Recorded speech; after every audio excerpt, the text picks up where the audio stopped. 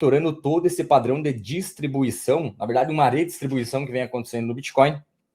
Isso não é de hoje, né? E a gente teve todo esse movimento impulsivo onde eu julgo, né, que o mercado ele pode ter feito topo, né?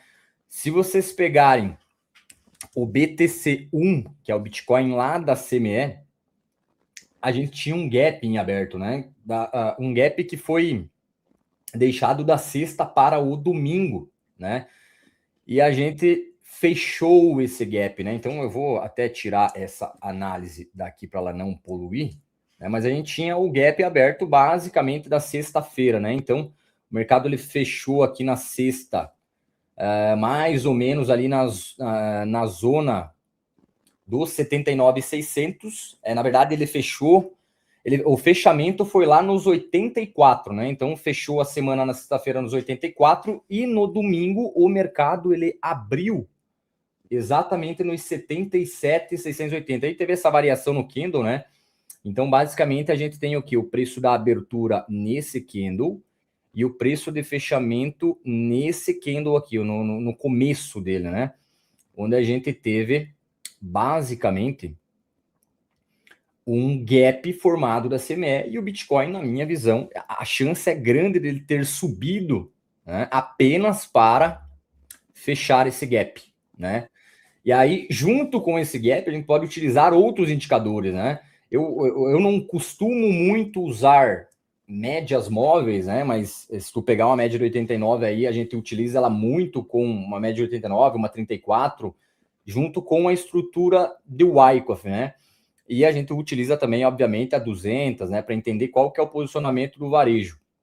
Se você pegar, por exemplo, a média de 200 pelo diário, vamos pegar a média de 200 pelo diário. O Bitcoin, ele buscou basicamente todo esse movimento à média, né? Então, a gente perde a média, a intenção do mercado é sempre voltar e testar essa média e dar sequência nesse movimento baixista. Volta e testa a média da sequência nesse movimento baixista.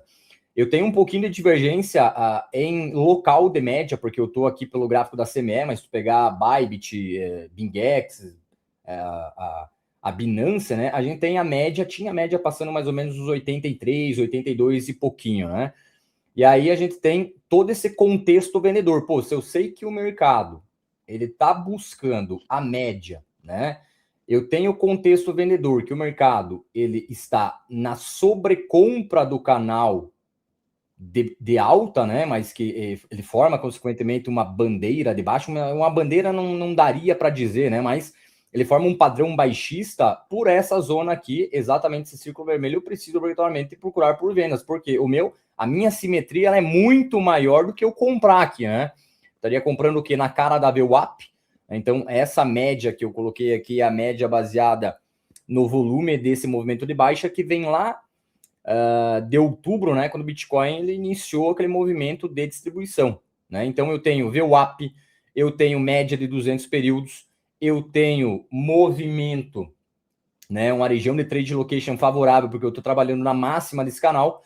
E aí, quando a gente entra aqui para o Bitcoin, né, ou da Binance, o que eu percebo aqui, né, Paco? Que o mercado ele vinha respeitando essa linha de tendência desde o dia 1 de abril. Né? Desde o 1º de abril, o mercado ele vinha com essa linha de demanda. Então, a linha de tendência ela é muito importante, por quê? Obviamente que no estudo da SMC a gente vai utilizar as linhas, né, com posições de captura, entendendo que o varejo vai se posicionar em cima dessas linhas. Né? Então, eu tinha a primeira linha aqui, né? E o mercado respeita uma vez, respeita uma, duas, três. Lá na quarta, o mercado falha. Né? Então, o mercado ele trabalhando nesse nível de preço, essa falha ela não é só uma captura, mas ela também mostra para nós uma debilidade do preço. O mercado já chega na região cara, perde essa linha momentaneamente, porém ele dá sequência ainda, né? E aí eu posso ajustar essa linha para cá. Eu vou ajustá-la bem pelo fechamento para vocês entenderem um pouquinho mais do que o mercado está fazendo.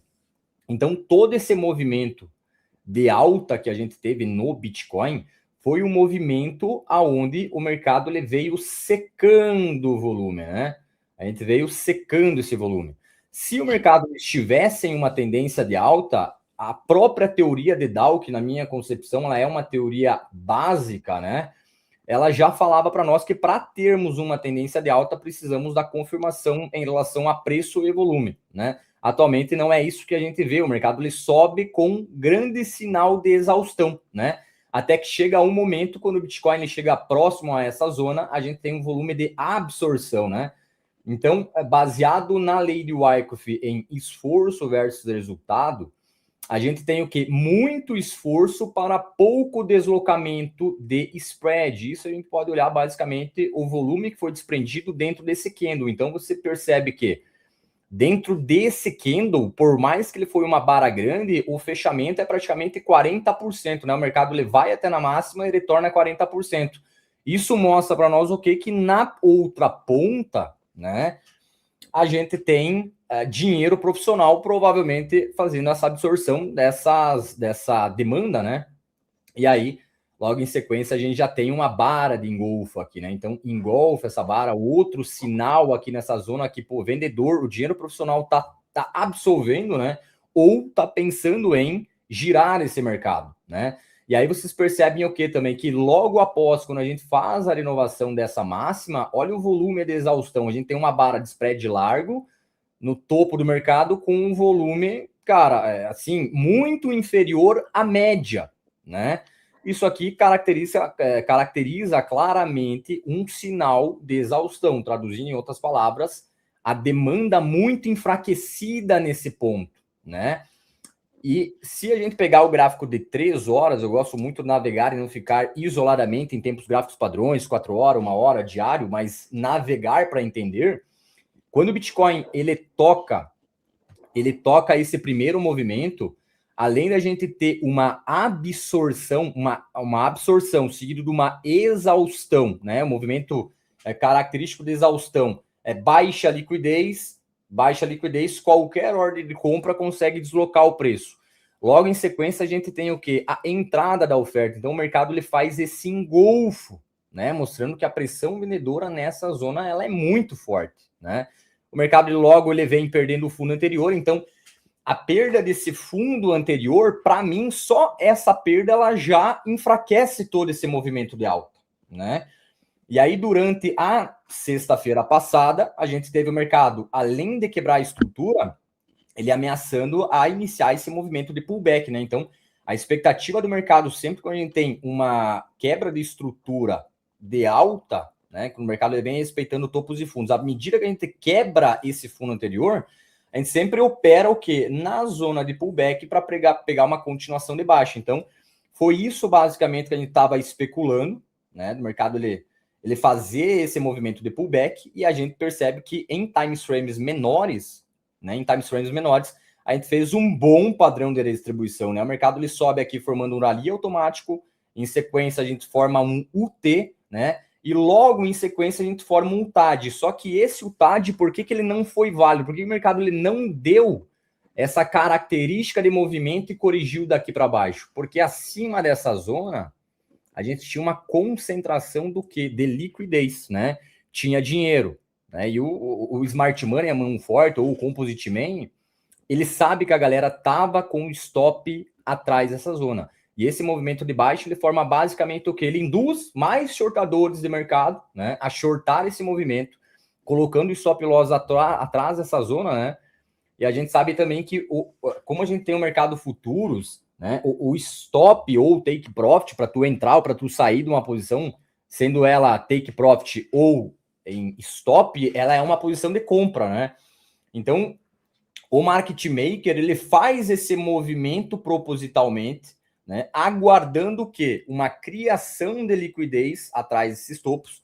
E aí sim, o mercado faz um movimento de buy to sell, ele compra, o smart money market maker compra para conseguir vender ao melhor preço possível. E logo em sequência a gente entra com uma outra barra, né, perdendo o fundo anterior, que também em time frames maiores, o time frame de 3 horas, basicamente, forma um novo padrão de rejeição, né? Então, a gente tem toda a zona rejeitada, quebrando o fundo anterior, o mercado faz novamente um pullback, né? Compra para vender, e o mercado vem e quebra a estrutura. E hoje, né, no dia de hoje, a gente teve um padrão, né? Eu poderia dizer que seria meio que uma confirmação da queda a depender do nível que tocar daqui em diante, né?